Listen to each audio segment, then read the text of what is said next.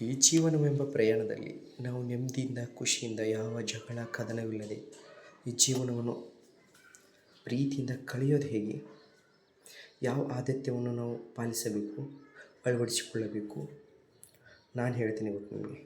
ಮೊದಲನೇದಾಗಿ ನಮ್ಮ ಕೋಪನ ನಿಯಂತ್ರಣ ಮಾಡ್ಕೋಬೇಕು.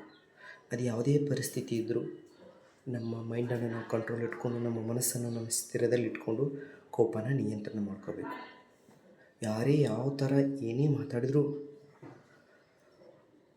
ಉಸಿರು ತೊಗೊಂಡು ಉಸಿರು ಬಿಟ್ಟು ಅಲ್ಲಿ 50% ನಮ್ಮ ಕೋಪನ ಹಿಡಿತದಲ್ಲಿ ಹಿಡ್ಕೊಂಡಂಗೆ ಆಗತ್ತೆ. ಉಸಿರು ತೊಗೊಂಡು ಉಸಿರು ಬಿಡೋದರಿಂದ ಸ್ವಲ್ಪ ನಮ್ಮ ಕೋಪ ಕಂಟ್ರೋಲ್ ಆಗುತ್ತೆ.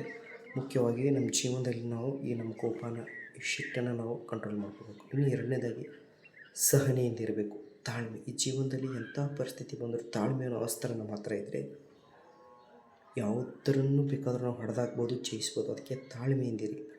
ಎದುರಿಗಿರೋ ವ್ಯಕ್ತಿ ಎಷ್ಟೇ ಕೆಟ್ಟದಾಗಿ ಮಾತಾಡಲಿ, ಎಷ್ಟು ಕೆಟ್ಟವನೇ ಇರಲಿ, ತಾಳ್ಮೆಯಿಂದ ಸತ್ಯದಿಂದ ಸತ್ಯಾಂಶ ಏನಿರುತ್ತೆ ಘಟನೆಗೆ ಸಂಬಂಧಪಟ್ಟ ನಿಧಾನವಾಗಿ ಒಳ್ಳೆಯ ರೀತಿಯಿಂದ ಹೇಳಿ. ಕೆಲವೊಂದು ಸಂದರ್ಭದಲ್ಲಿ ಈ ತಾಳ್ಮೆ ಕೆಲಸಕ್ಕೆ ಬರಲ್ಲ. ಕೆಲವೊಂದು ಸಂದರ್ಭದಲ್ಲಿ ಪರಿಸ್ಥಿತಿಯಲ್ಲಿ ಸ್ವಲ್ಪ ನಾವು ಕೋಪ ಮಾಡ್ಕೋಬೇಕಾಗುತ್ತೆ. ಅದು ಕೆಲವೊಂದು ಸಂದರ್ಭದಲ್ಲಿ ಮತ್ತೊಂದು ವಿಡಿಯೋದಲ್ಲಿ ತಿಳಿಸ್ತೀನಿ. ಈ ಸಂದರ್ಭದಲ್ಲಿ ಕೆಲವೊಂದು ಸಂದರ್ಭದಲ್ಲಿ ಮಾತ್ರ ಶಾಂತಿಯಿಂದ ವರ್ತಿಸಬೇಕಾಗುತ್ತೆ. ಇದರಿಂದ ಜೀವನದಲ್ಲಿ ನಾವು ಖುಷಿಯಾಗಿ ನೆಮ್ಮದಿಯಾಗಿ ಇರಬಹುದು. ಹರೇ ಕೃಷ್ಣ.